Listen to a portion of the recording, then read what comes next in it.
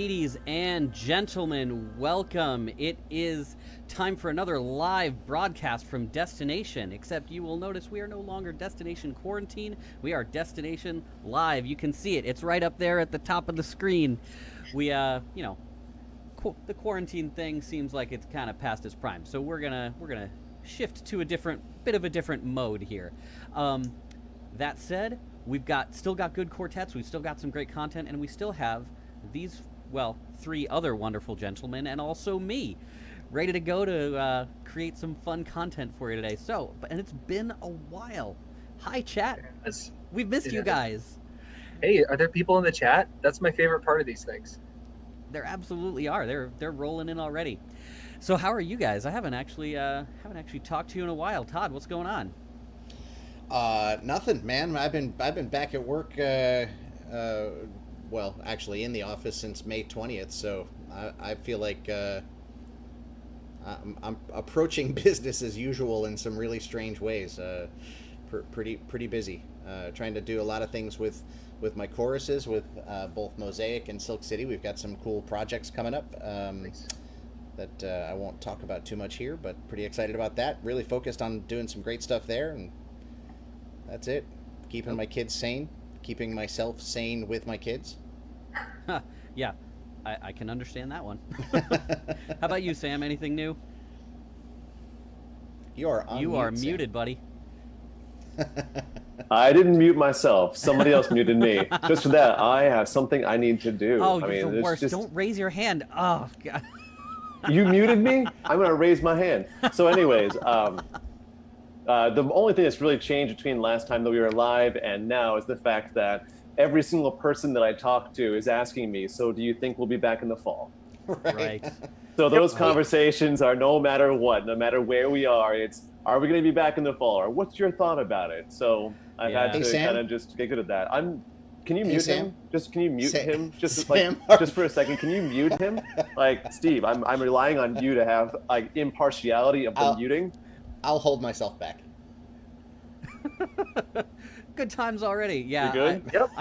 I've definitely been the teacher side of a lot of these discussions too.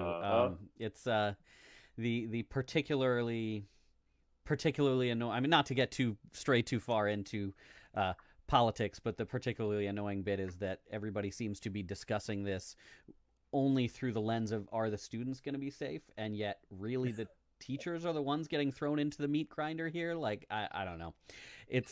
I have no idea what's going to happen, and I'm not looking forward to it either way. Every option kind of sucks. So it'll be what it's going to be. But that's also 6 weeks away. Who knows what the world is going to look like by then? Sure. That said, something else will have started 6 weeks from now. Jude, what else we got going on? In 6 weeks' time, actually less than a month away, we are going to have our first episode of Barbershop Royale.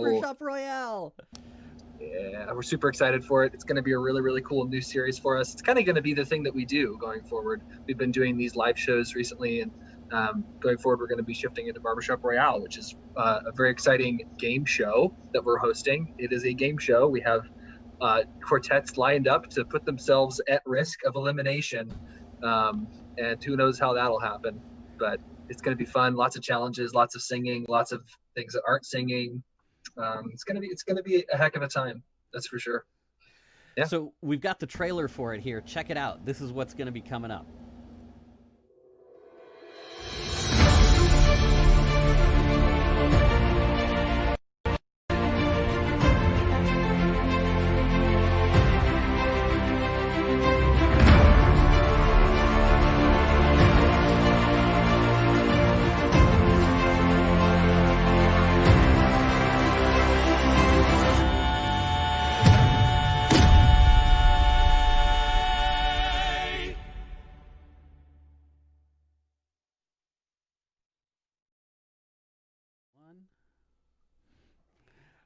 Looks like fun, yeah? Everybody should make sure you tune in. It is going to be a great time.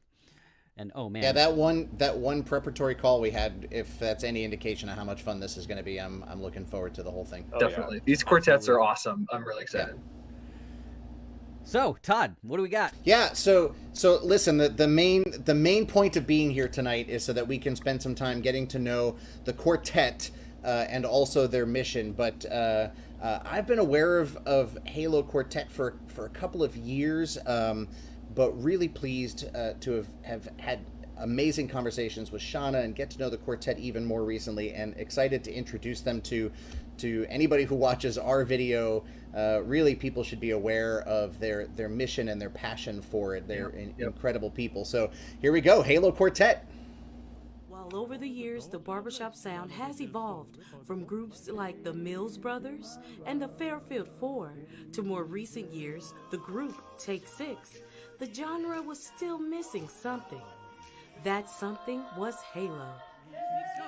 Down to the middle of the street, saw an angel walking on the chariot wheels. What's all the thinking about that chariot wheel? You just wanna see how the chariot feel. Why don't you swing down, chariot, stop and let me ride? Oh, won't you swing down, chariot, stop and let me ride? Rock me, Lord, come and easy. Oh, I got a home on the other side. Oh, won't you swing, swing, swing, swing, swing, swing, swing. Are you ready?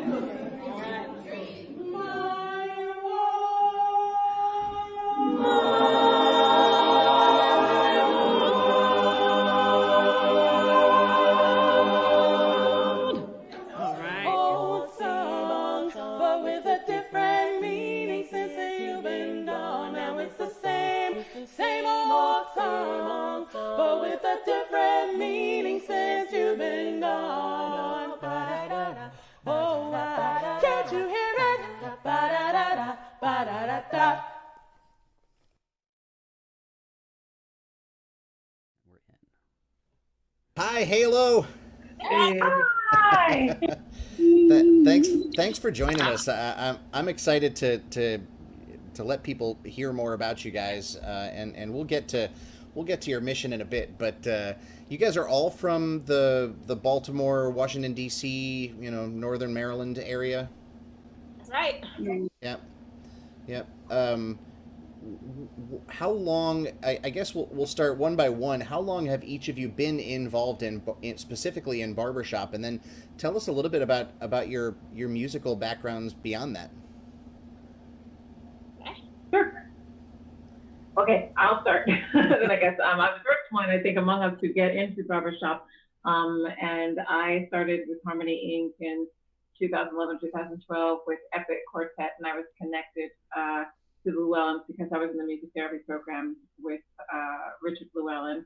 And that's how I met Christina Llewellyn and Chris Adams, and they were working on forming a quartet, and they promised me wine, and they said crowns were involved. And I was like, okay, I'll do this thing.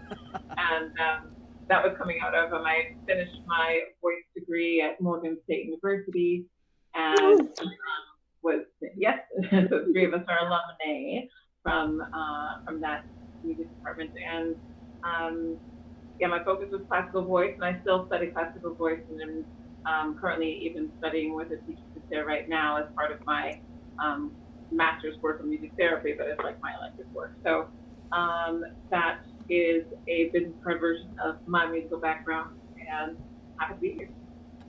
Cool. Love it. I'll go. Niam. Oh my God, I see you. Perfect. Wait. Go ahead. You. Me? Okay. All right. So I got involved with barbershop through Halo. It was, Shauna, what was that? 2013 or so when I first started singing with you guys. I think it was that long ago. 14 Wow. or I think it was 2014. It might have been 14. 13 or 14. It was a long time ago. Yeah, but so about 2014 or so. Same as Shauna. I'm a classically trained soprano as well, and it was interesting to sing bass in a barbershop quartet. So that's been a fun time, and that was Shauna's first experience too, and her quartet singing bass. So it's just like kind of ironic, but like Shauna said, three of us went to Morgan State, and in Baltimore, Maryland, and after that, I'll talk about other music stuff later, but for barbershop, that's when I started. Cool. Niambi, how about you?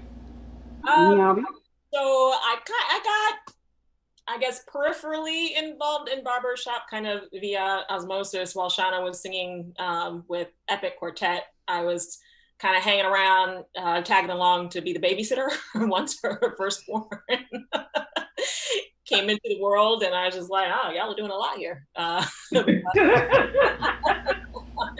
then eventually translated into my singing, actually singing with her. Halo. Yeah, I see that. It's hard to be around barbershop that much and not start doing it. It's pretty infectious. Yeah. True. All right. And last. Well, I was introduced to barbershop again through Halo. I always say Shauna tricked me with wine and food. She said, come sing some tags. And I said, sure. And then a couple weeks later, she said, hey, girl, listen, we need some help. Can you fill in? And I said, why not? I'm not doing anything else. And so I learned 6, 7, 8 songs in 4 hours. And then I got up there and sang, and I said, this is kind of fun. I actually like 4-part harmony. Nice. And so from there, that's awesome. I think I started 2017. Yeah, it was that New Year. Probably. I feel like wine and beer probably plays a part in most of our origin stories in barbershop. Just my guess. That's the way. It's an integral part of the culture I'm learning. Tight community. Tight community. There you go. Communion. Exactly. Communion. So, yeah. So Shauna and Jasmine said that you have classical voice training, yeah, and Niambi and the other two don't, right? Not specifically. No, that I anyway. I have my degree.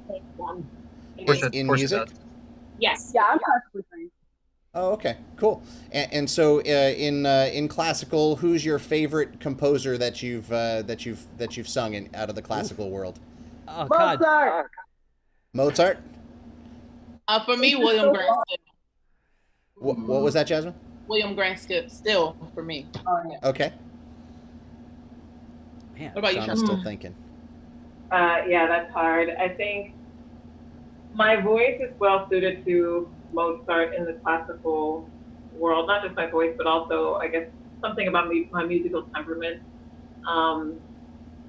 fits him well. But I really have lately especially been attracted to African American composers and their art songs and things that are more and more coming to the foreground of classical works and things, because people, the attention has been gravitated more towards them, including Jasmine's work, so it's been nice outside of, pursuing a career, because when you're career oriented and you're thinking like, okay, what are my audition pieces going to be? It's a different way of thinking about it. It's just like, who's going to like what's going to make people like me? But I really enjoyed delving into Adult Tale Store, for example. Yeah.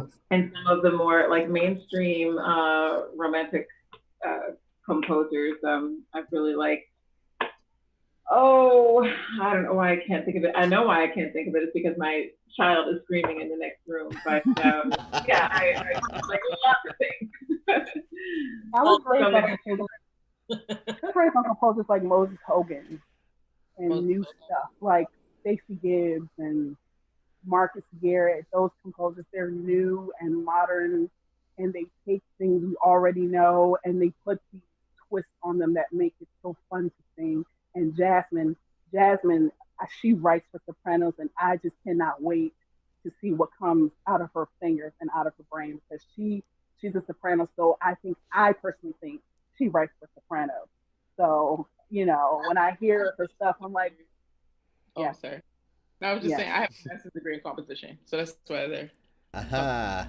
Nice. So, and I teach composition actually. Oh yeah, that's awesome. Man.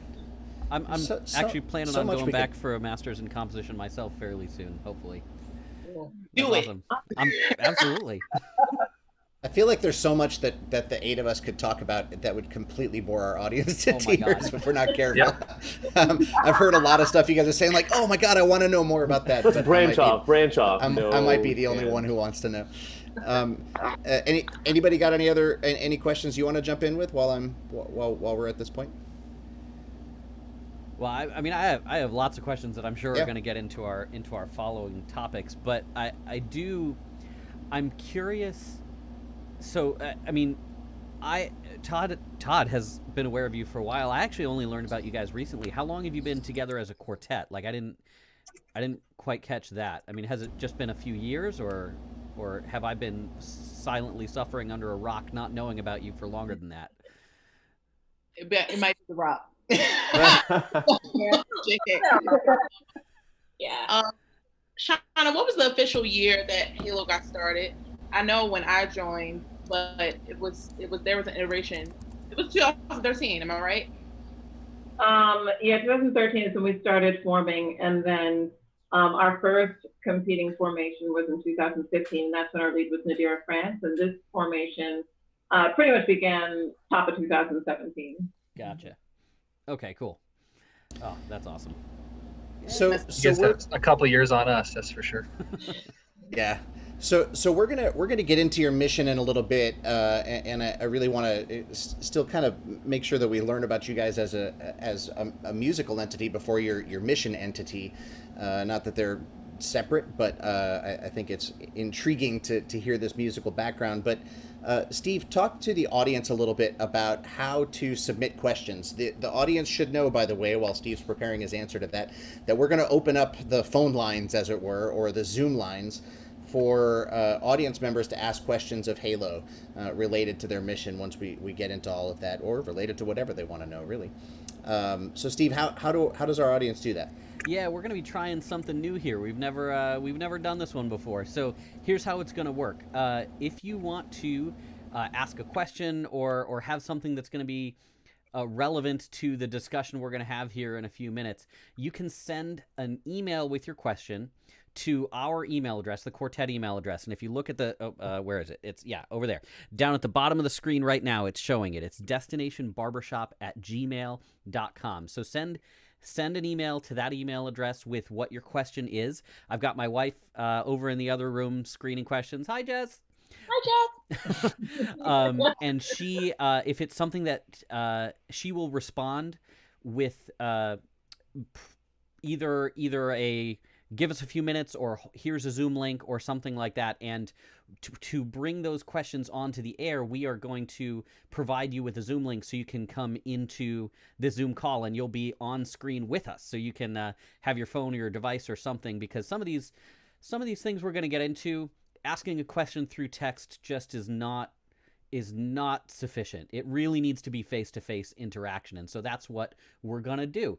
Now, when you get that Zoom link and you try to log into the Zoom meeting, we've got the waiting room enabled, so you will probably be sitting in the waiting room for quite a while, waiting for your question. And when it is time for your question, I'll come over and I'll onto the participant list here, and I will admit you into the room so you can ask your question. And then when you're done, we would politely ask you to mute your video and head out of the Zoom meeting. Yeah, get out. Exactly. Just press the delete button on them, Steve.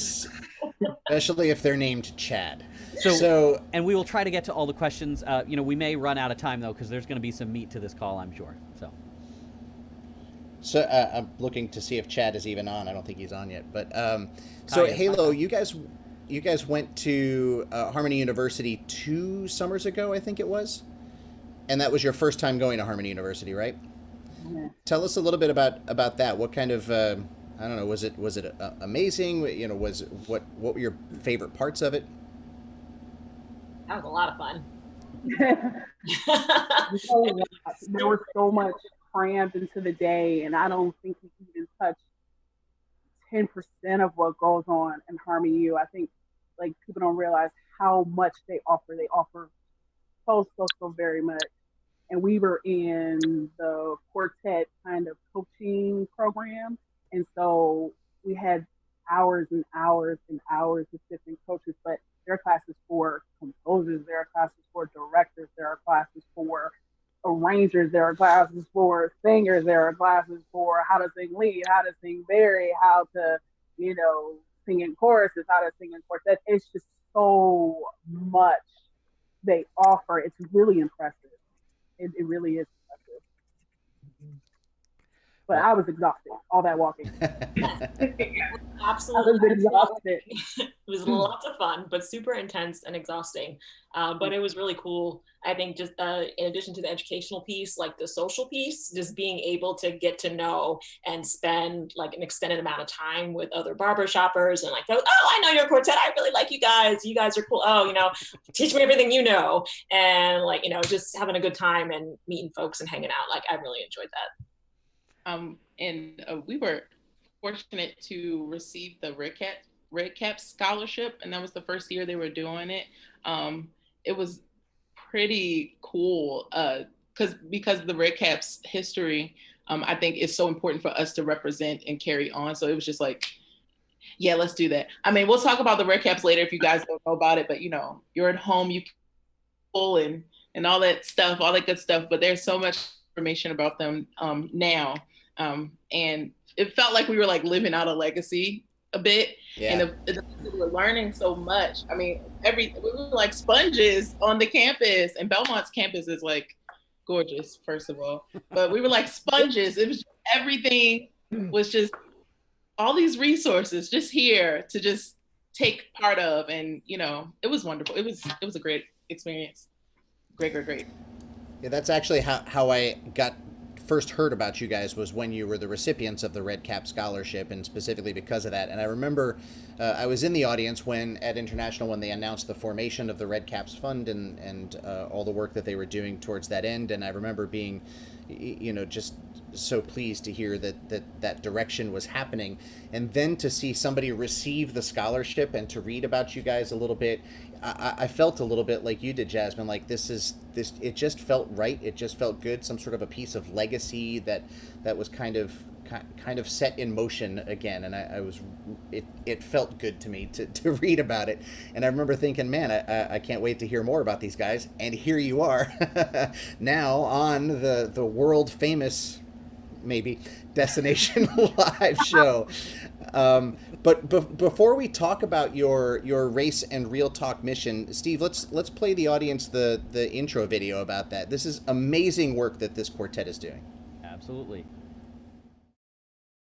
Carry me. Racism is real, and it's time to embrace the tension with real talk. Color to step into majority white spaces. I want to learn more about your personal experience. Safety is huge for me when it comes to my kid and my husband. I tend to feel alienated. It's our truth to share. Just people of color, especially Black people, don't get equal opportunity to contribute, and that's why things don't change. It's our truth to sing. Poverty works in our society to create division between people who might be allies. The kids are always reminding me that it's time for the powers to shift now. Everyone has to work together to achieve that change. And we need your voice. Be the change.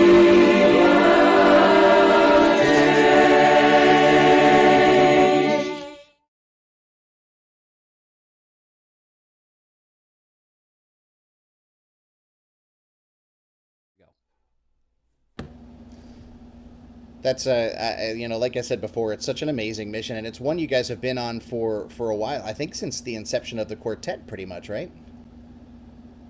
Pretty much. It was an outgrowth of our first competition experience, and us really kind of sitting back and taking stock, like, what did this experience mean to us? And it really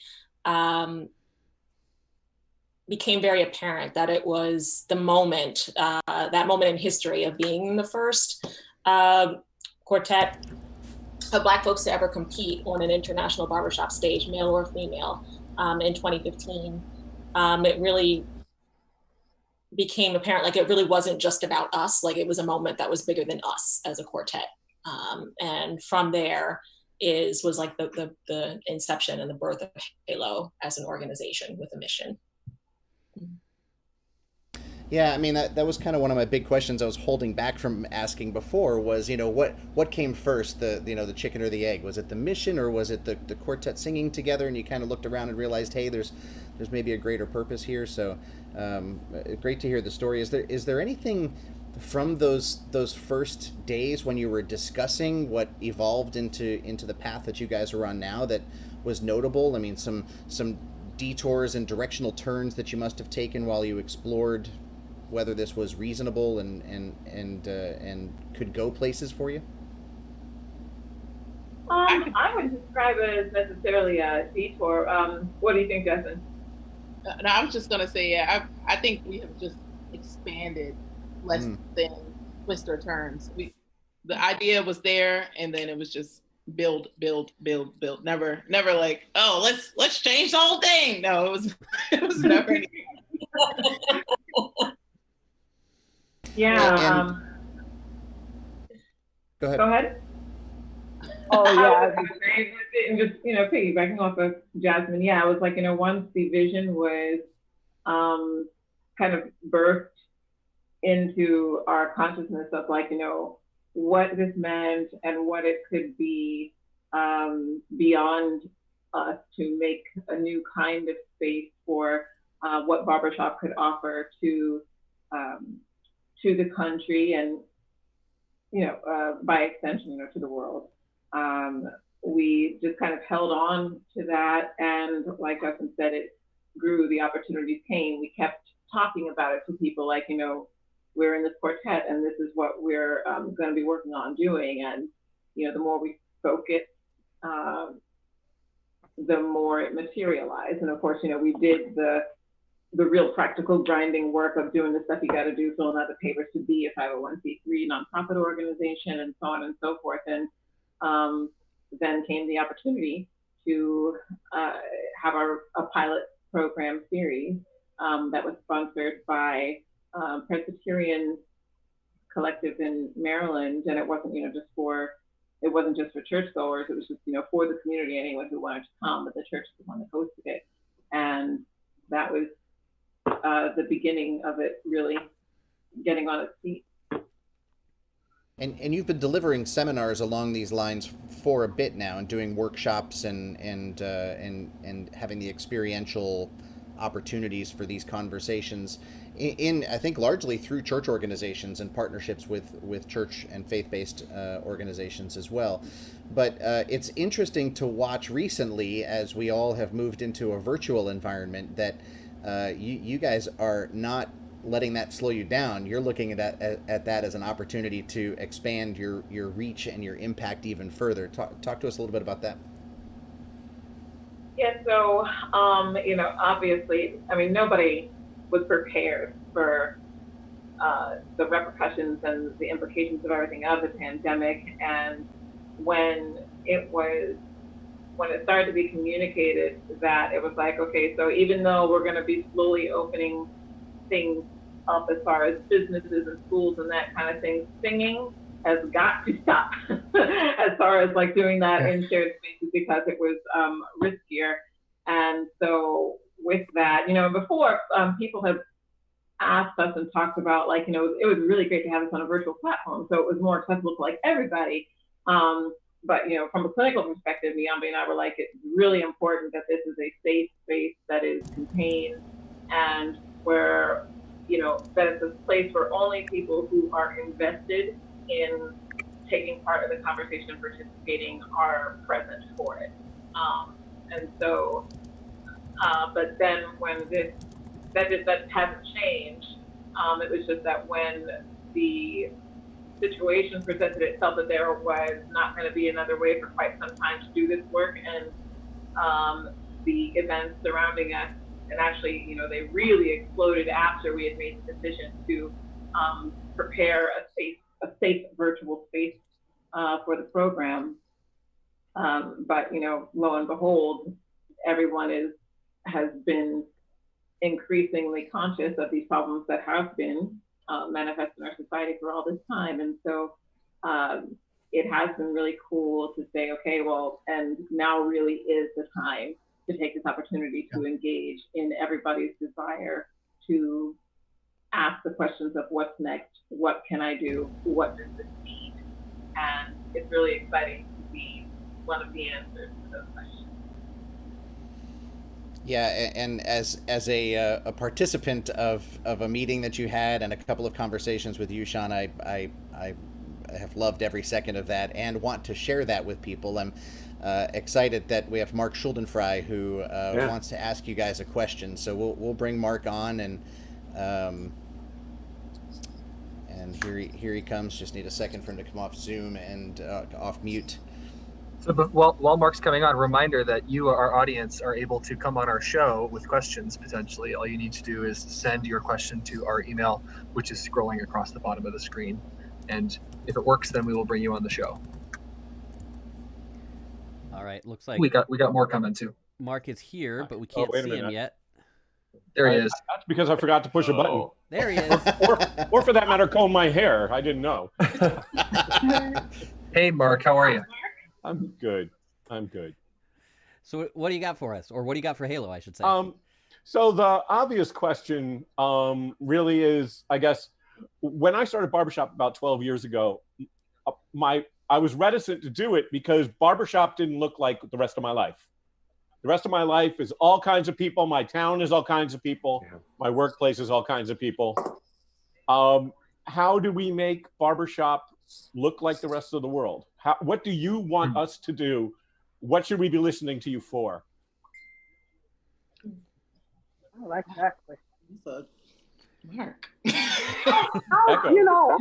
I'll start first because I was not familiar with Barbershop. I only knew, a Barbershop is specific styles, and it requires a specific work ethic to reach specific musical goals. And I was familiar with tons of other kinds of styles of singing, but not Barbershop. And when I, started working with Halo and I was introduced to the community, I said, whoa, like I know I am familiar with the music that I'm singing, the type of 4-part harmony and how to sing and listen for others, but I love the community and I love, how everyone loves on one another and that type of thing in the way it makes me felt. But I came from a background of singing. There's just like everywhere I sang, people were black, mostly black singing. And now that I am singing with Halo, all I can think about is I need to bring this back to my community. I need to bring this back to my people. And so now we're doing work with places like NCU where we're bringing this style of singing. It started with VHS and they did a revival weekend, and it's wonderful. Went to NCU. And these kids, African American kids were blown away. Like, they're familiar with that kind of singing. They've done it probably all of their lives, but in this kind of context was different. The way we introduced it to them was different. We've been doing the same thing. And so now, bridging that gap, that's all I want to do is I just want to bring more people in. And it can't wait for them to come to VHS or Harmony or Spit Islands and say, I want to join. We have to go to these communities. We have to go to these schools and say, hey, you want to sing these songs with me? This is a different kind of singing. You probably already are doing it. And to introduce Barbershop to them in the community and how we do things in the culture. We have to go out to them. And so that's what I love that we're doing. We're going into communities where, people don't know about Barbershop singing. They don't know about these songs. They don't know about these type of chords and the culture of, locking and ringing. And we're taking this and we're bringing it to them. And that's what I love. And that's what we have to do. We have to take what we have and we have to bring it to them. We can't wait for someone to come to what they don't know about.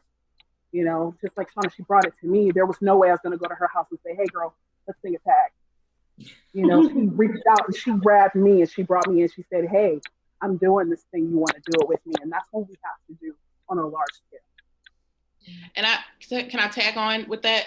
I think a lot of that has to do with the personal relationships that people build with people of color. So if your regular friend group doesn't have any people of color, then it's going to be severely difficult for you to diversify your environment. So I think the first step is to create relationships, and that's what we try to do with Race and Real Talk. The first point of our program is to create relationships, so that when we do have difficult conversations, that it's not from a place of, well, I just want to know. Let me ask you a question, and it's more of a place of, I care about you. I know who you are. I know your life. So now I want to know more about you, and now I want to know some different things about your culture. So then it's a different approach, and it's not out of we want to diversify the environment that we're in. The idea of diversity and inclusion, like when you even think about the word diversity, we're talking about diverse, and that means different. That means separate. It's already divided in its idea. So when you talk about bringing separate people included, you bring them together, inclusivity, then you have to understand and recognize and appreciate their differences, and not think of it as, well, you don't fit in our box. And that goes down to the contests and competitions. I'm just being honest with this one. It goes down to it.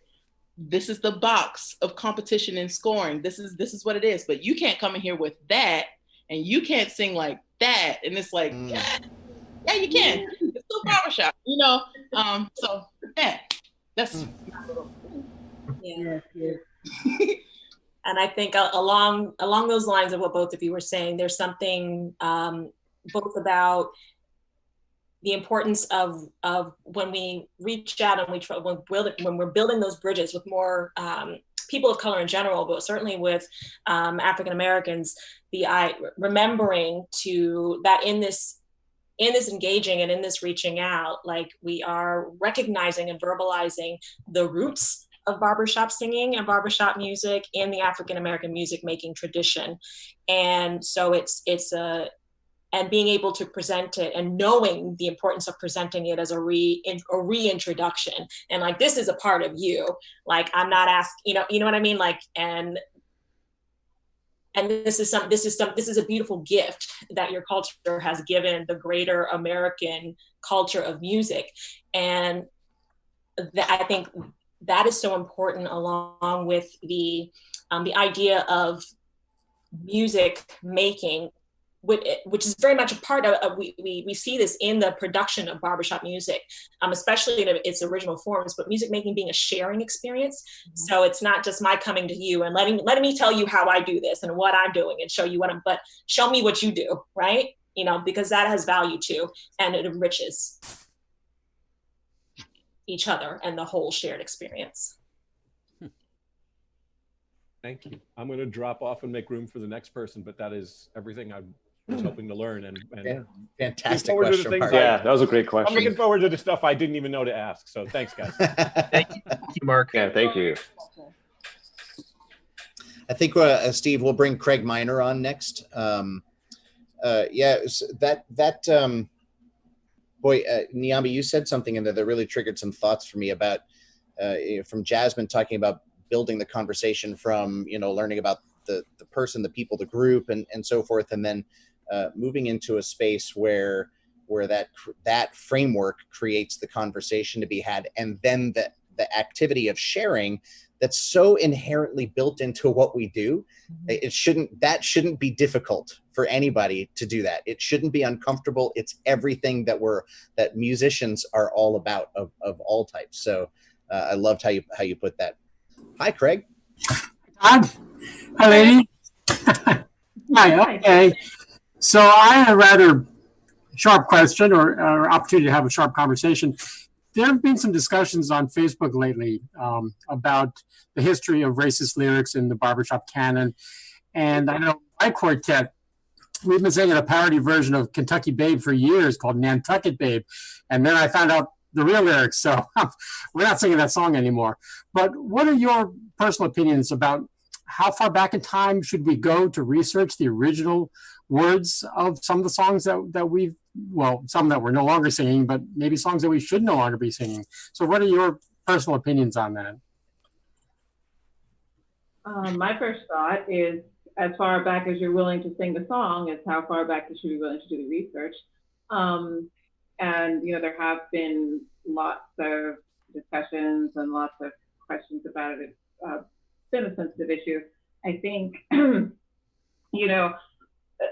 especially for those who and being, as you might put it, sharp or candid about it, that a lot of white people have different feelings of connections to certain of these songs, like the connection and the nostalgia, the pleasant feelings that are brought to many white audiences, specifically from these songs, like the one, I'm not familiar with that title, but songs like that and My Old Kentucky Home and South Rampart Street Parade, those kinds of things, that people of color, African Americans in particular, also have very visceral reactions to songs from that period, even without necessarily knowing the history. Like as soon as you can see a title and have any sense of its origins and etymologies, the time that it references means a very different thing that we still feel today.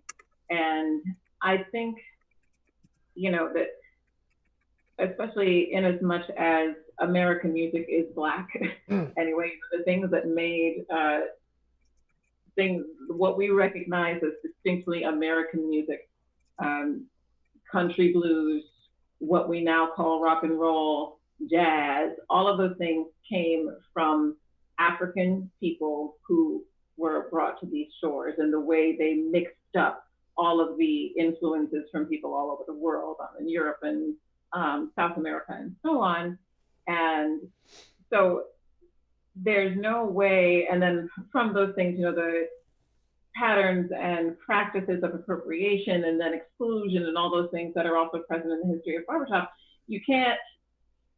it's really difficult to take any of America and not also be taking that. And I think that it just speaks more to the process that we, certainly as a community here, and then as a nation, a whole different kind of in-depth therapeutic process that is necessary to work through accepting and really coming to terms in a full understanding of what that history has meant and how it has manifest in today's society, especially when so many are in a place of making statements of commitment to change. Okay, that means that we have to learn what we've been dealing with all of this time. So yes, as far back as you're willing to sing, that's how far back we all need to research and be willing to sit with the complexities and gray areas and nuances of the implications of that history. So Craig, I'm glad you went here. Todd, if you don't mind, I'd kind of like to tack on sort of a 2B to this question. One of the, and I'll try to make it brief, but there's sort of a little necessary preamble. One of my all-time favorite charts ever to sing was a David Wright arrangement of Cross the Mason-Dixon Line. Now, the title should have clued me in, but it never even really, I stood next to Carl Hudson on stage subbing with Men in Black singing it. It never really occurred to me about the history of the song. I was just in baritone mode, being all excited about the sharp ones that I get to sing in that song. And so, it's just a really hot arrangement, but at the same time, I'm now as I'm trying to myself become more anti-racist, I'm realizing I don't, just because it has those sharp ones I like to sing isn't necessarily a great reason to hold on to the song. I don't know that I ever really want to perform it again. It's got such a kind of disgusting history to it. But I know I also have a very visceral reaction immediately when I'm told, hey, you shouldn't sing that song anymore, because totally independent of the message of the song, just as a music nerd that loves secondary dominant chords, I've had so much fun with that song.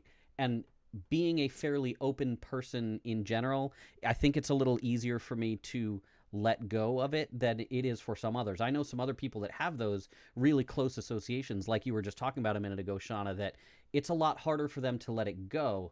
And what I often see on Facebook is, people on the more progressive side just calling the person racist for wanting to hold on to the song, where that doesn't appear to be a great approach to get somebody to actually listen to the effect that they're having. So I'd really, Shauna and Niambi, I'd really like to kind of hear from you guys. What is for somebody that may not be as open to listening as I might have been about one of my favorite songs, what is a better approach that you can use to sort of get people on this train, so to speak?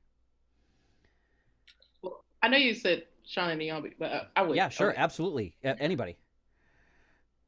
Well, I was just going to say, when you know of information, when after you research information, you lose ignorance. So when you sing songs without knowing the historical background, then you're singing in ignorance. You don't know that the historical background, and not ignorance is, usually as a negative thing. I think ignorance is literally just not knowing. You just don't know, and that's okay. But once you're made aware and you continue to hurt the people that it bothers, I think that that's intentional. And then that's where the idea of someone wanting to say, oh, that's racist or things, that's where that idea comes from, because it's like you're intentionally offending someone, and now you have the knowledge now that that's offensive, or you have the knowledge. And so, while some people might take that as, well, that offends me, that I can't sing it anymore. Do you want for people to feel welcome? That's the question that falls into that. Do you want that space? Because if you do, then you would be willing to unlearn some of the things that you have learned in your life and said that this is good for me. You would be willing to say, all right, well, for you, because I want you to be here, I will put aside some of those things that I've been told are traditional. And I know that tradition in this country is often rooted in racism. And if you know that, and once you know better, you do better.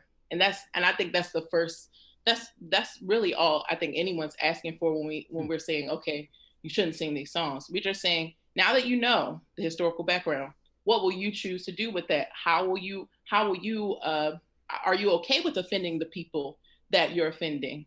And do you want them to come into the space of where you are? Do you want them? I think it comes with a question on personal feelings at that point. And because some of the things we hold very high to ourselves might not be correct, and that's okay. And once you learn, you do better. That's all. That's a very, very cool answer. I like that. Yeah. Like, okay, now that you know it's hurting people, do you want to continue hurting people or not? Like, that is a great approach. I like that. Especially if those people are people that you've built relationships with. When we going back to relationships, if you've built relationships with these people who are, share a different perspective, a different life story than you, and they are hurt by this music, are you okay with continuing to hurt them? Are you okay disregarding how they feel and how it makes them feel? And the barbershop community, I think the foundation is being open and welcoming and bringing people in. And I think that's a direct, conflict when people want to hold on to these songs. It's like directly in conflict with the foundation of barbershop. You guys want people to come in. You want to, bring people in and share that experience of singing together. And if you continue to hold on to these things that directly hurt people, are you okay with that? And I feel like if people use that approach, as opposed to using, well, you can't sing this because it's racist. No, let's go down to the bottom of it, the human bottom foundation of it. You're hurting me as a person by choosing to do this. Are you okay with it? If you because we're all human, we all have humanity. And just to add in, it also to the question of, do you think our feelings are valid? Yeah. Because it's one thing to say, okay, what you're saying, okay, that's your experience. Okay, cool. But, a lot of times we're approached with, well, that's not my experience, so it can't be that serious. But if someone's telling you how they feel, there is validity to what they say, and just accept it and be okay with that. You know what I mean? That's all. And we know it won't happen overnight. No one is asking that it happens overnight. When someone, comes to you and says, this is the history of a song that you love and you've been singing, like, it's unrealistic for you to just automatically just be like, you know what, you're right, I'm never going to sing this again. Right. Unrealistic. Right. We have an emotional connection to the music that we sing, and we build memories and experiences, and it's directly connected to the music that we sing and we share. We internalize it. It feeds our soul. So we can't, that's not realistic. to expect people to automatically drop, you know, these songs and this culture that they've been experiencing and connected a lived experience with for some people for decades. Decades. It's a learned and lived experience. It's not realistic to expect people to just, tomorrow, no more Dixie, tomorrow. Yeah. Like, we have to be aware of that, and we have to give people space to be human and deal and process and make the decision. And you guys really get me thinking. I just heard through all of that. This is a half-formed thought that I think is a point of clarity for me. We'll find out in a minute. Sorry, hold on. Before you launch into it, Todd. Thanks, Craig. Thanks, Craig. Thanks, Craig. that the word preservation, that so much of what the intent of Barbershop was about, has two connotations. One is looking back, preserving how it was, preserving what was a moment in time encapsulated where it was. But the other way to look at it, which I think is where I've been for, at least in my recollection, is creating an environment that's bringing more people in to experience what barbershop is, especially when you look at it through the lens of the fact that barbershop is not music from a period of time. Barbershop is a way of arranging music of whatever time. So it isn't music from, you know, a specific series of decades, even though that has, you know, been a piece of the background to note. But I think that piece of preservation requires a little bit of thought to consider that it's a double-edged sword, really. Yeah, I like that idea of expanding our understanding and our way of relating to that idea of preservation, not just about what it was in a particular one moment in time, but the idea of making sure we are creating something that will and engaging in something that's going to be sustained in the future, long after we're gone. Yeah.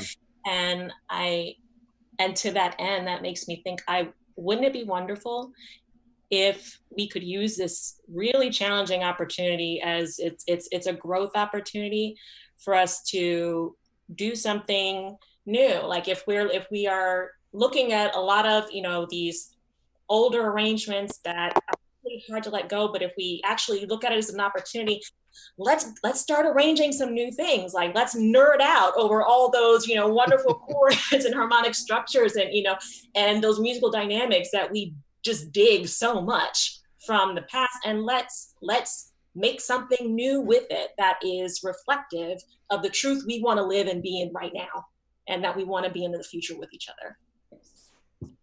So well said. I mean, the specific practicality of it is that I've had conversations with my chorus over the years of, there are songs for those in my chorus who are of a more experienced generation, for whom some songs that we've been singing really resonate for them, and they have no meaning to me at all. And then there's those in my chorus who are of a more youthful generation than I am, and they also have stuff that would resonate for them that doesn't resonate for me.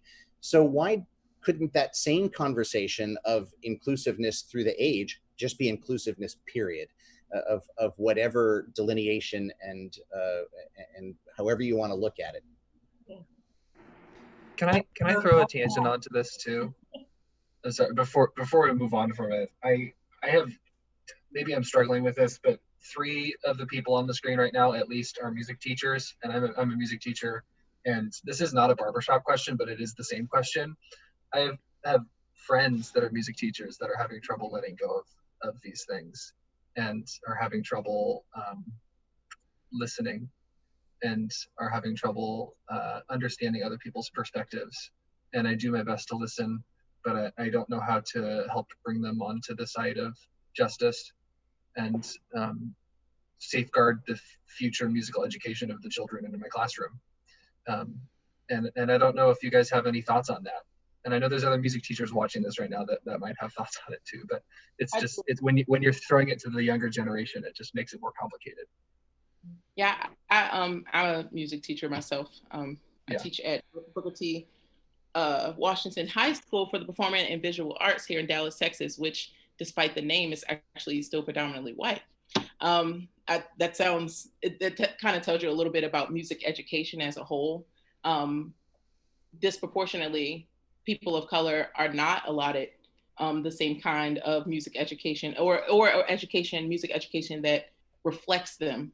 I can say from my own personal experience in my education in music, the composers, the music, the history, everything that I was taught was European. I'm sure everyone on here can say the same. Yeah. You were taught about Mozart. You were taught about Beethoven.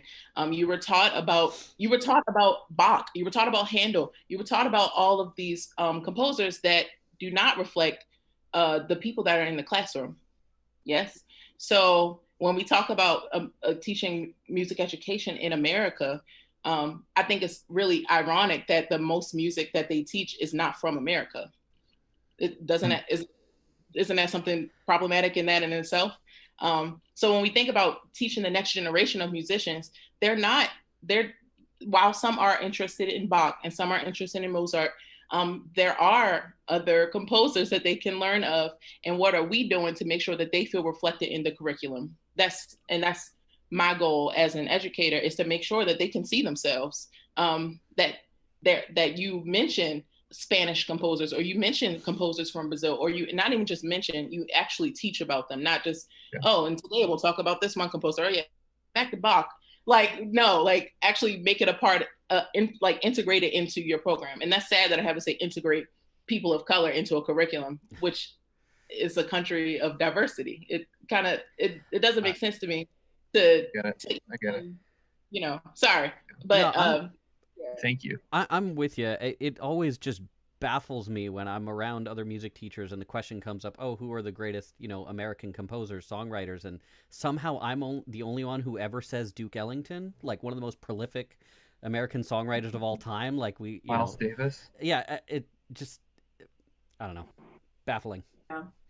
It's interesting. One of the things that occurs to me, where Jasmine is making the point that there are these composers around the world that can teach dimensions of history, geography, culture, that like music is a really accessible avenue to like anthropological studies and perspectives just in general. And, everything from learning that is like, something that can offer students global perspectives and context for thinking about the world that they're engaging in, especially now that, virtually the boundaries of where we find ourselves existing and the spaces to which we are connected is like so much broader.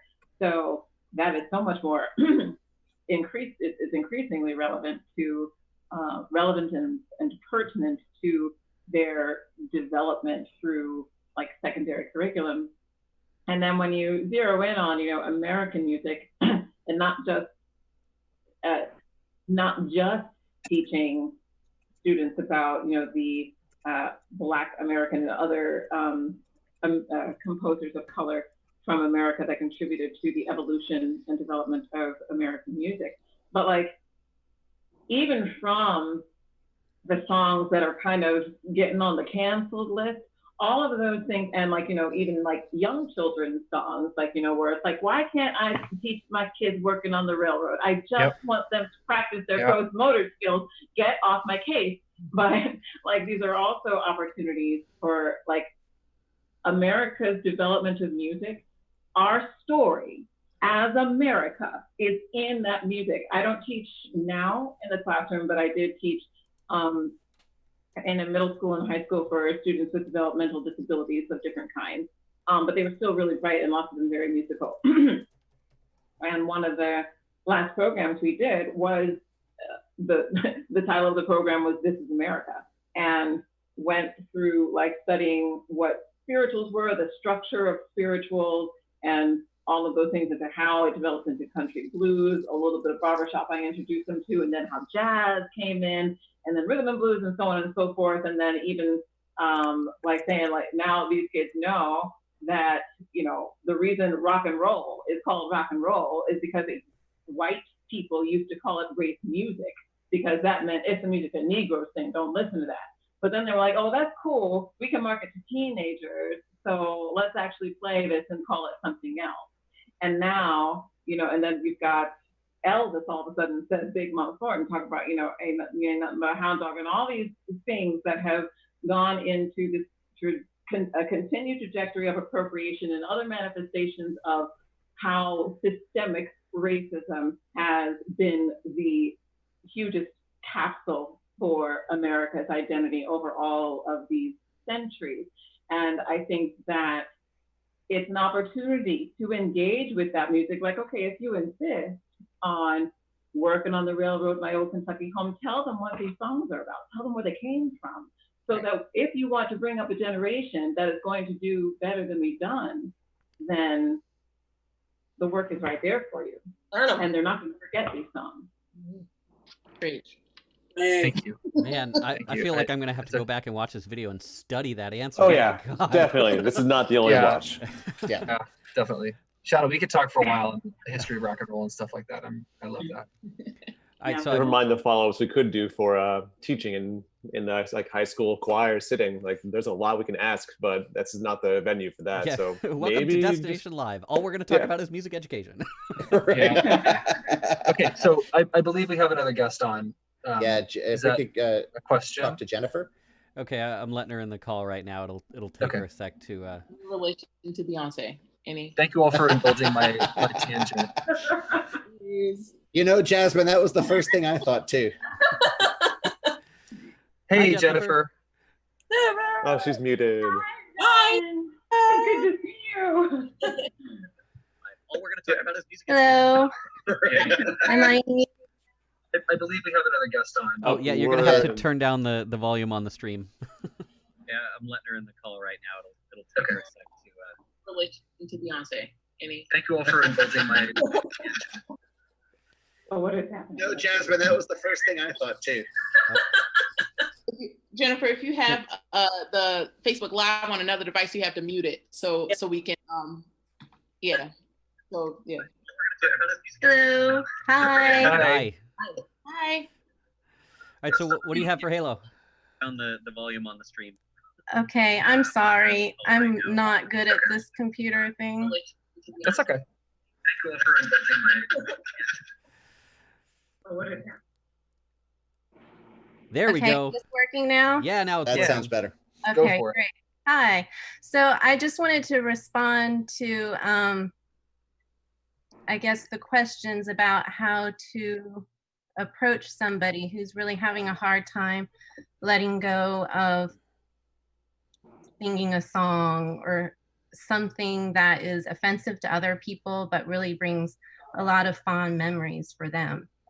And I guess I don't sing barbershop quartet, but I've had these conversations about things like Native American cultural appropriation with the Boy Scouts.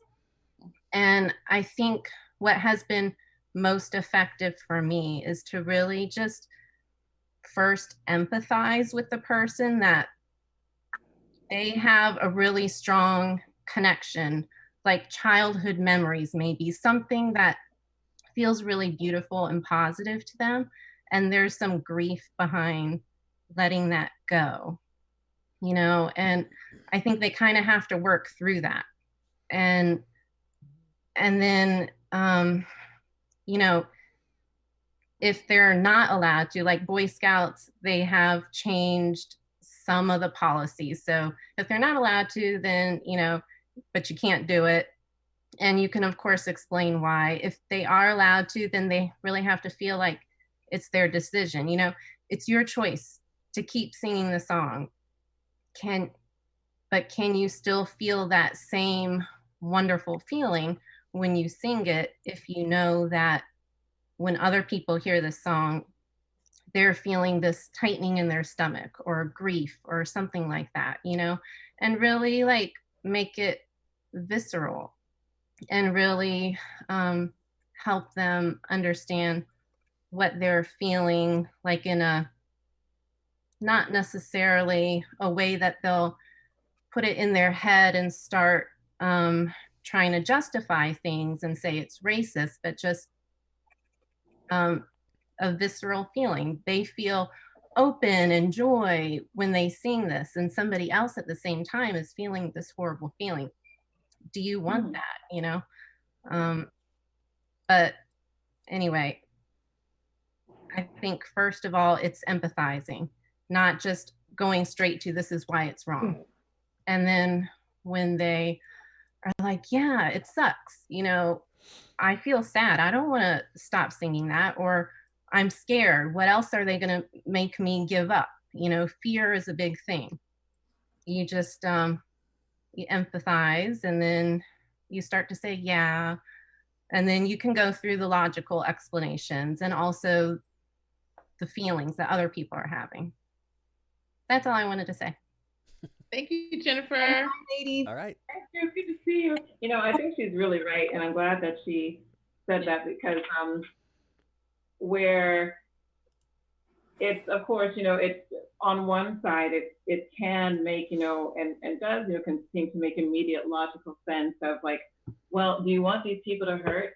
Just let it go. Yeah. And when, you know, we can all identify with this fact that when we are in pain, it is really hard to identify with someone else's when it's a different kind of pain at the same time.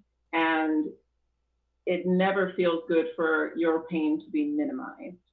And even though, you know, there are things to work through, and we do want to get to a place where it's like, you know, this is hurting people and it's got these negative connotations and you need to let it go. The really strong feelings of, you know, that people, where these are, you know, especially with songs, that's identity and not just memories. And to be told something that says part of you is invalid, it's the same feeling that we are having when we hear these songs and we don't like it. It's like, you're telling me that it doesn't matter that I'm here.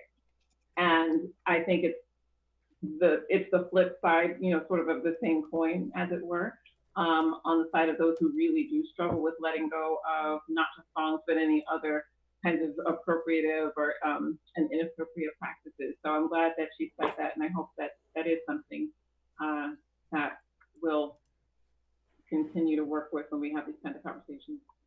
Mm-hmm. Yeah, that was a good statement from Jessica. Yeah.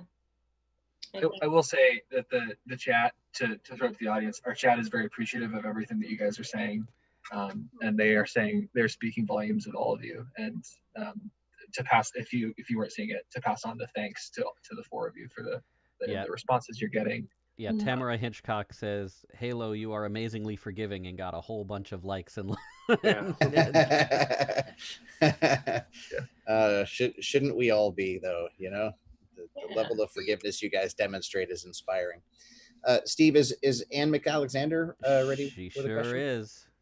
Hey. Or, as I called her on Facebook the other day, Ann Alexander. Yeah, there we go.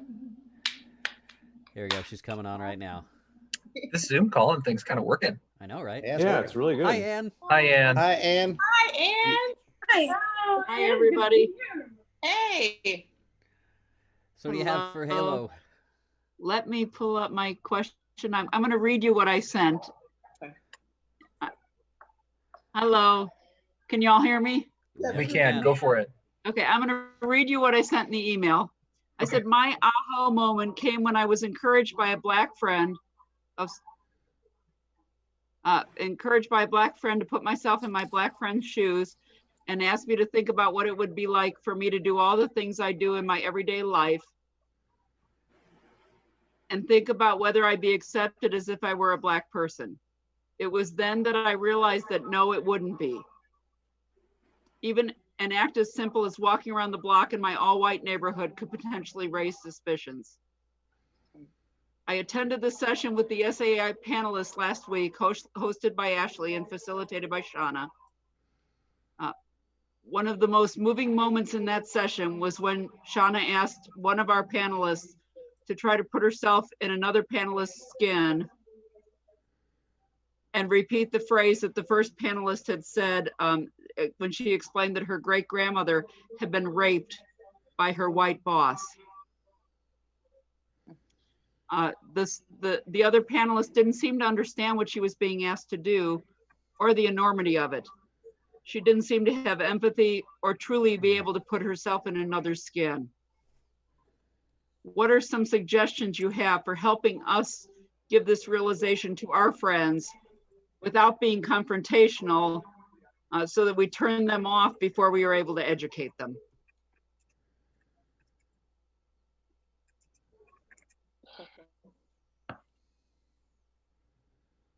Well, I'll start in attempting to answer. Thank you, Anne, for asking that.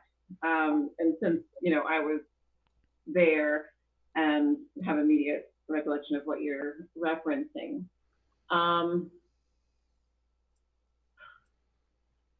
One of the first things that occurs to me is that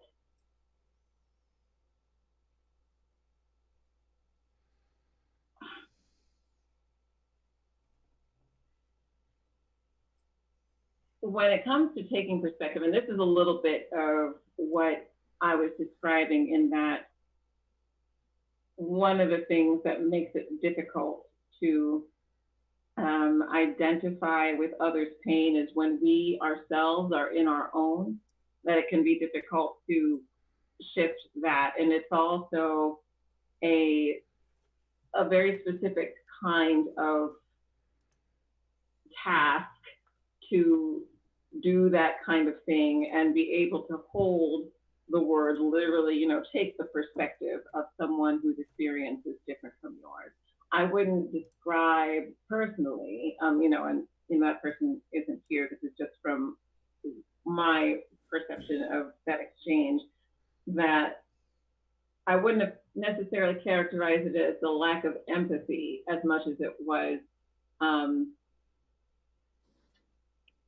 a lack of experience in taking a certain perspective. The perspective was foreign, and the approach, in that moment and throughout, that I had taken, it's not something that is like a 10 bullet list of this is how you have these conversations. This is why Race and Real Talk is a program, and why we are presenting this as a long-term series, because it takes a lot of work. And the metaphor that we present to community is about, this is how barbershop can teach you how to engage in these conversations. And just like barbershop singing, you can sing a tag and it's, roaring and beautiful and really exciting, but to get through a song takes a lot of practice. And I think any of the barbershoppers watching, if you have difficulty empathizing or being able to have, quote unquote, compassion for people who, you might perceive as being far behind where you think you are in your journey through life or on anti-racism. It's just like, think about the work it takes to be able to sing barbershop well. The best of quartets are still practicing a lot. So we're all in our different phases of development in that regard. And the best thing that we can do to start is to think about, how am I showing up to this conversation? And what is this other person, where is their perspective? How are they trying to meet me? And then how can we find each other? I think, and Yambi also, will speak to the way we approach our work in guiding people through that journey of self-location and taking the perspective of other people to try to figure out where we all are so that the conversation can take place and be worked on. Yeah, I would echo that. I think it's not easy to sit in the kind of and hold space for a long time for these difficult kinds of conversations with folks, and to really to meet people where they're at all of the time. And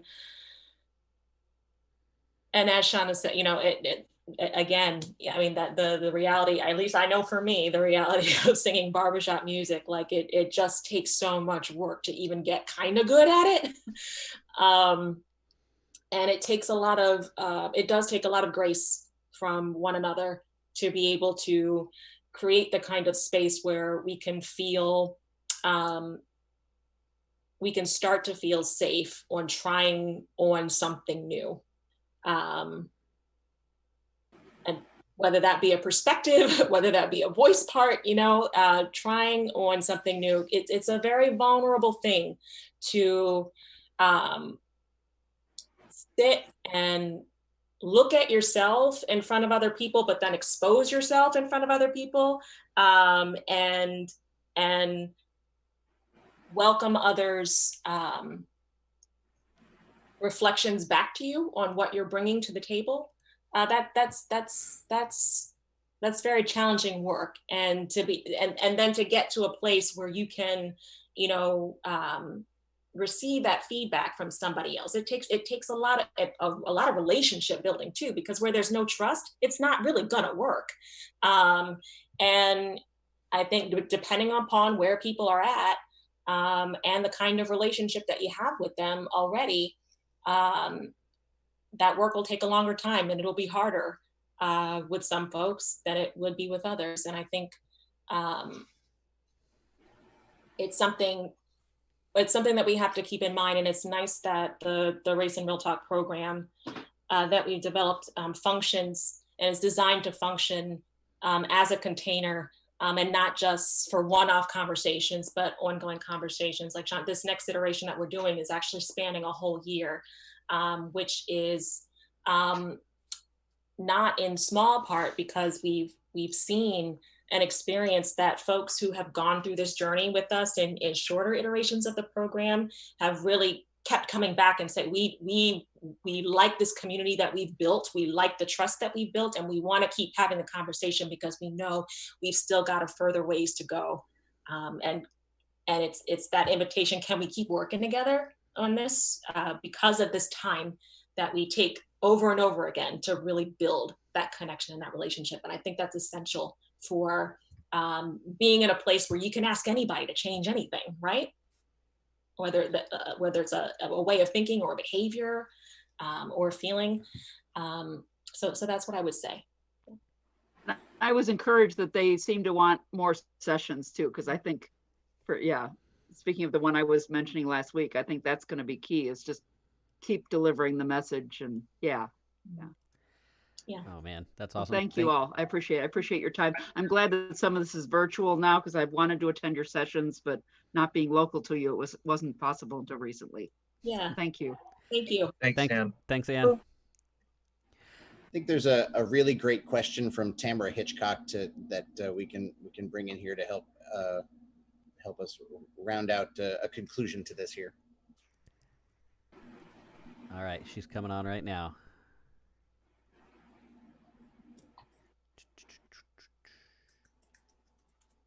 I think. We see her, but she's not in yet. Yep. Still Tamara, connecting you're her there. video.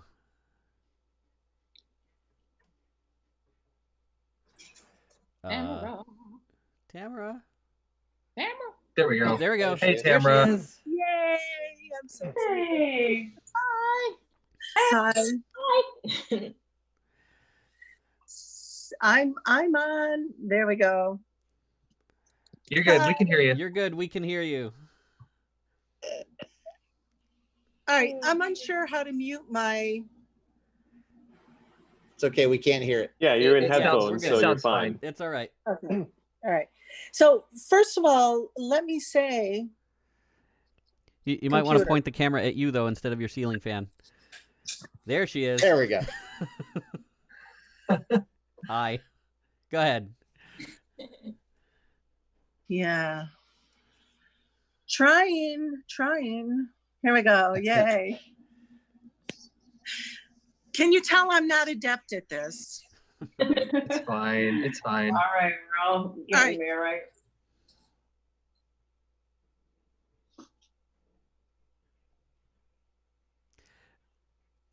think maybe she is listening to the stream with the 15-second delay. Yeah. All right. So first of all, I'd like to say you guys are amazing.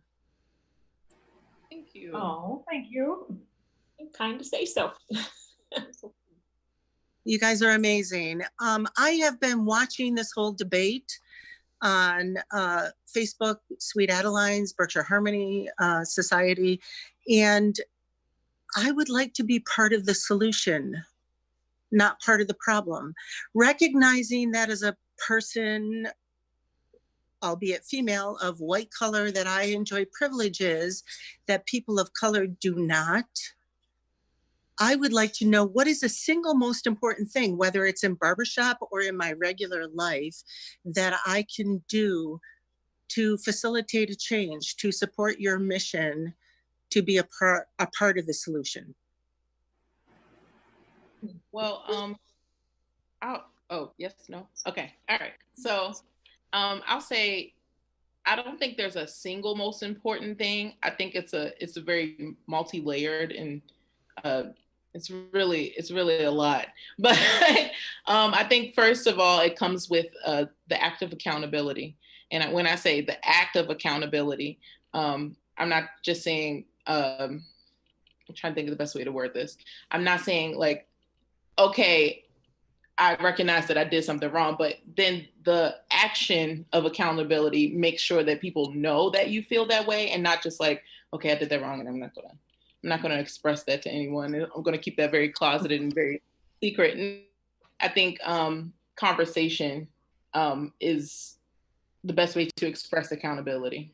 So that's that. The other thing I would say is not, how can I word this?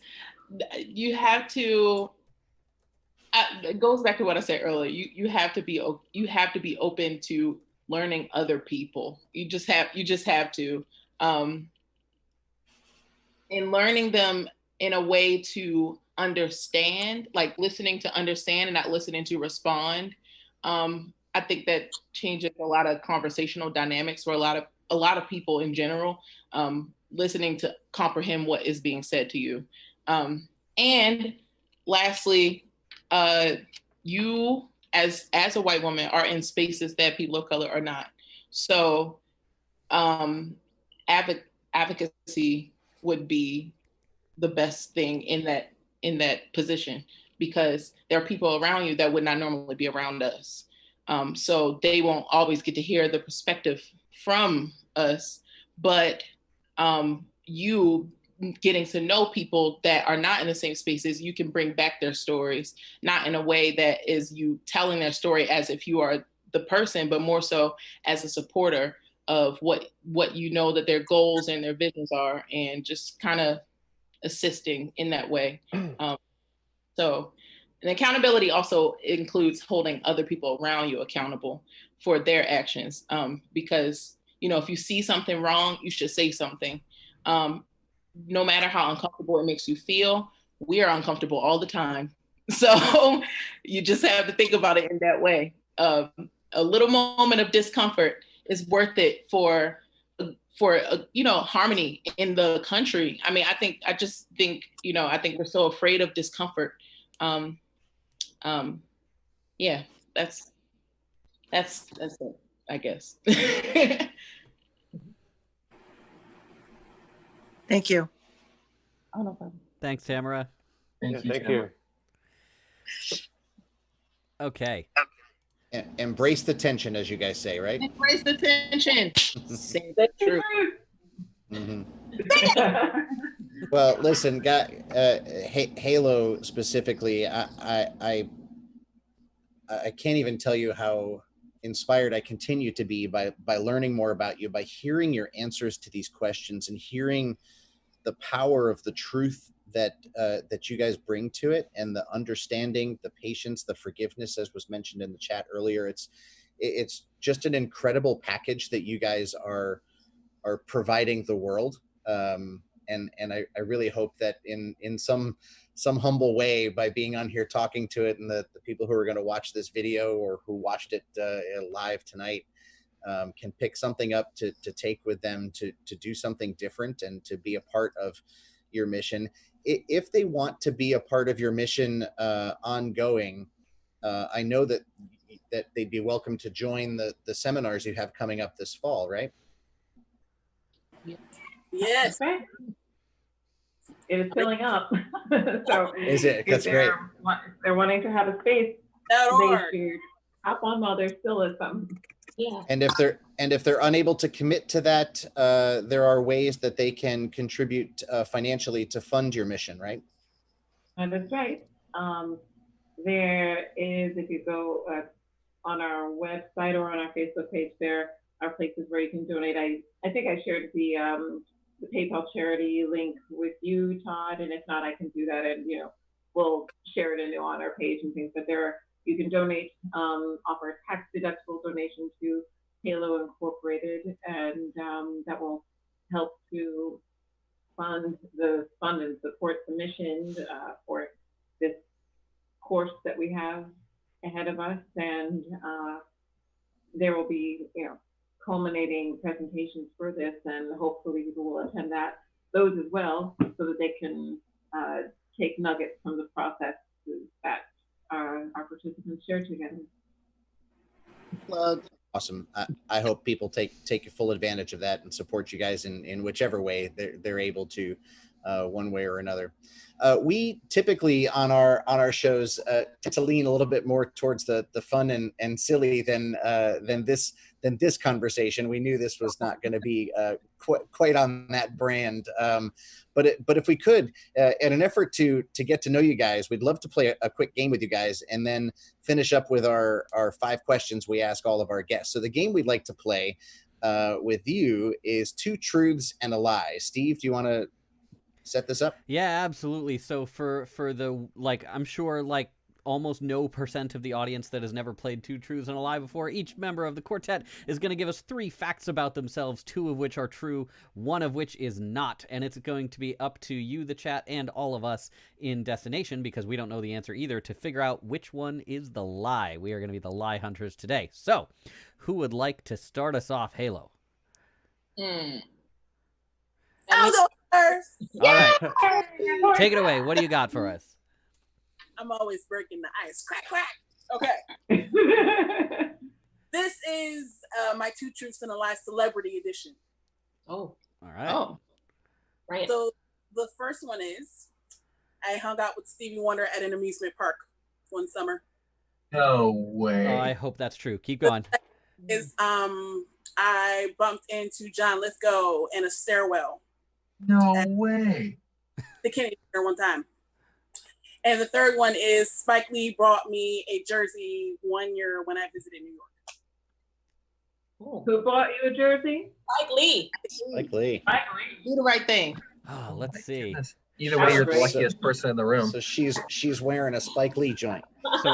So 2 of the 3 of those are true. Yeah. I know. That's awesome. It doesn't matter which 2. It's amazing. I'll just randomly say 3. Yeah, I'm gonna say John Lithgow. I'll go for that. I'll go for Just gonna go with John Lithgow. Okay. Let's see. Craig's voting for Spike Lee. Tamara's also Spike. Yeah. Okay. We've got some skepticism on the Spike Lee one. So which one is it? So the Spike Lee one's a lie. Hey. The chat figured you out. Say that again. He just walked past me. He didn't buy me anything. Nice. That's awesome. Something. He didn't buy you anything yet. Right there. He Right? should have, though. I mean, when We're doing real talk, I expect some shirts. I mean, Someone tag him in this. I was going to say, Spike Lee is a regular viewer of Destination Live broadcasts. I'm sure he'll buy you something now. Listen. That's my lie, by the way. All right, who's next? Nice. Oh. Who's next? All right, Jasmine, how about you? Okay. So, all right. Okay. All right. Nice. I am a music theory nerd. I love pickles. And I've sang behind Aretha Franklin. Ooh, I want that to be true so much. Yeah, I'm not going to vote for that one just because I want it to be true. Yeah. I'm pretty sure number 1 is true. So I'm going to go with the pickles. Yeah, I'll go with the pickles. Specific though. Yeah. Yeah, that's how you do a good lie. She sold it. She sold it well, though. The chat all believes it's number 2 as well. Did we all get you? I really hate pickles. Like, Yeah. me too, Jasmine. Oh no, they're the best. Yeah, the chat had you there too. That's good. That's good. That's good. And what was it like with Aretha Franklin? Oh, that was actually, so the cool part, being at Morgan, Shauna and Portia know about this too, that how we had a lot of opportunities. I sang behind Aretha Franklin at the White House actually, and during so I met Barack and Michelle Obama too in that same iteration, and Shirley Caesar and a bunch of other people. And I sang behind her again at the Strathmore. So that was cool. That was a fun time. That's awesome. Yeah. That's with a lot of celebrities. Yeah. Yeah. Like Brubeck. Oh man. All right. Well, we can't sink too far. We got to end the show at some time, so we got to move on. We could talk about these forever. All right, who's next? I'll go. All right. Okay. So, one thing about me is actually I really do love to write, and my first major was journalism, but something pulled in my heart, and I was like, I'm going to go for music. The other one is that for my firstborn, when my water broke, I drove myself to the hospital because my husband would not wake up. And a fun time. And the last one is that my husband is my high school sweetheart. I married my high school sweetheart. Okay, she delivered all of those so convincingly that I believe all of them. I was watching for ticks. There was nothing. Nothing. You rushed through the third one a little bit. I'm going to say it's 3. Okay. Let's see. The chat is voting for, or at least Antonio is voting for 3. I think I'll go 1. You heard it, Reed. I think I'm gonna lean towards 2 being the lie. I would imagine if I did not drive my wife to the hospital, she would not be my wife much longer, and you did not refer to him in the past tense. So I'm gonna view that as the lie. She's in the other room laughing now. Well, right. Whoever said 1, you are correct. It was music from the start. I did not start with journalism. So yes, I think it's a good thing that my husband and I had been together for that long. Otherwise, we might not be together for the fact that I did indeed drive myself to the hospital when my water broke. Wait. So you're so you're at the hospital now in labor, and he's still at home asleep? How? Oh, I probably woke up and joined. Well, yeah, I mean, he did eventually wake up, and in all fairness, I wasn't exactly in labor. My water just broke. So I was just like, hey, my water broke. It was like 4:15 in the morning. He's like, what? Do you have to go? I was like, yeah. And he's like, are you sure? I was like, okay, fine, I'm leaving. Are you sure? Oh my God. And then, so he tells me, he woke up at 9 o'clock and he's like, oh my God. And he came rushing to the hospital, but my firstborn was really slow coming. He took like 36 hours or 48. I need to thank him for running interference for me, because the claim to fame for me is with my first one. Once my wife was in labor, my brother and I went home to get like a change of clothes and stuff for her, and we stopped off and had a beer or 2 on the way back because the labor was taking so long. So I believe that I may look just a notch better now. He did something like that on the second birth, but at least he drove me there that time. All right. Last one. All right, here we go. All right. 1, I am something of a donut connoisseur. 2, I really love Latin dancing. 3, for the past 2 weeks, every night, I have watched an episode of Mike Tyson Mysteries before going to bed. Oh my God, I hope the last 2 one. 2 weeks? 2 weeks. Oh. I feel like that's true because of the person you are, and we're soulmates. Love. I'm gonna text you like, tell me everything. Oh man, you've got the quartet guessing at it too now. Okay. tell me everything. Niambi. It better not be like every 3 weeks. You know. Yeah. All right. So chat's leaning towards number one. Which one is it? It's one. It is one. Okay. Hey. I'm a happy consumer of donuts, but I would not think it was 100% truthful to say I'm a connoisseur. Tough thing to be a connoisseur of. Yeah, that's a stretch. I got that wrong in my head because she texted me about her donut adventures. So I thought I'm a very enthusiastic consumer. But I respect your acknowledgement for where you are in your journey. Coming to terms. Your donut.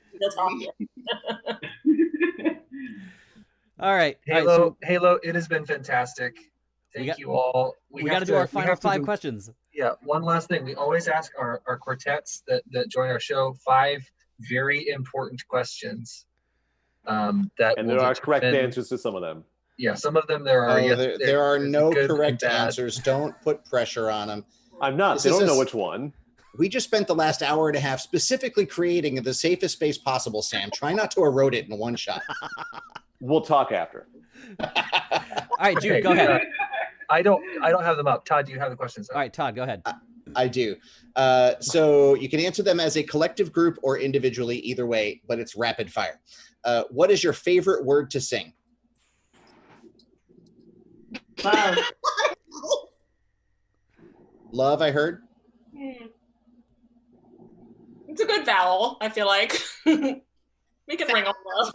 That's a very classically trained answer, Niambi. I like sound.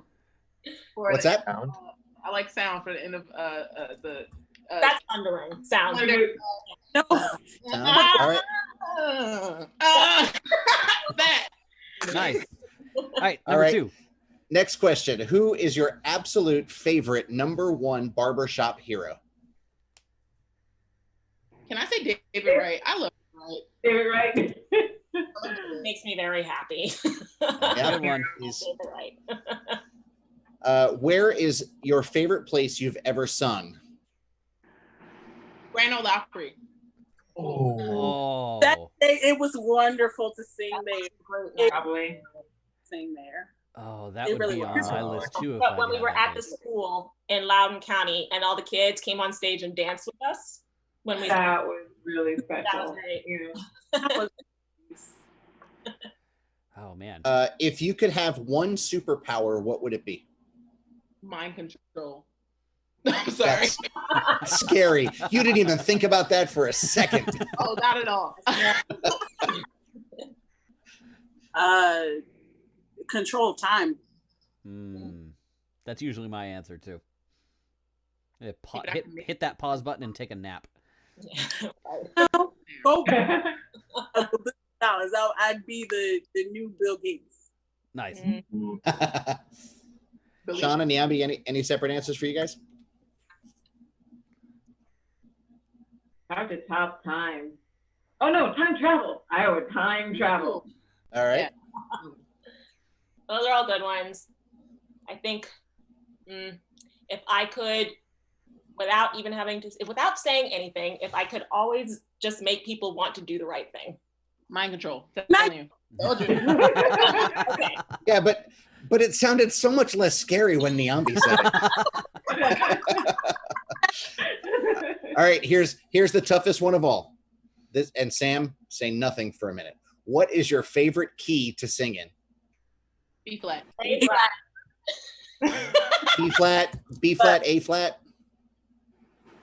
I vote E flat. Okay. Was that an E flat, Shauna? Yeah, E flat. All of those answers are correct because none of them are F sharp. At least they weren't F. That's all I'm saying. Yeah, at least I didn't say F. If it was F, it'd be like calls over.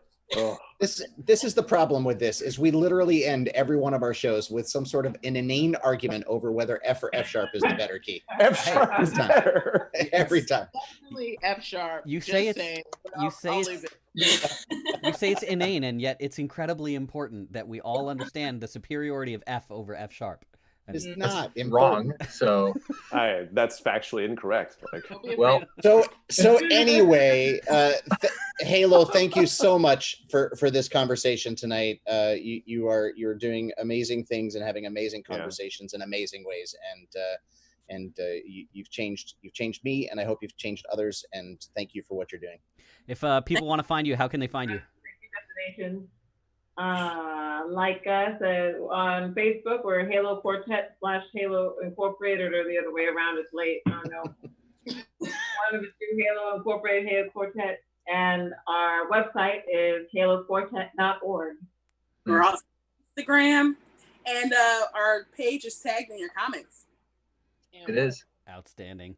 In All right. there. Thank you, everybody. Thank you all so Thank much you. for joining us tonight. Make sure you tune in on August 12th for Barbershop Royale, and we will see you all again real soon. Bye, guys. And go sign up for Race and Real Talk this fall. Absolutely. Bye, everybody. Thanks for joining us. Bye. Bye.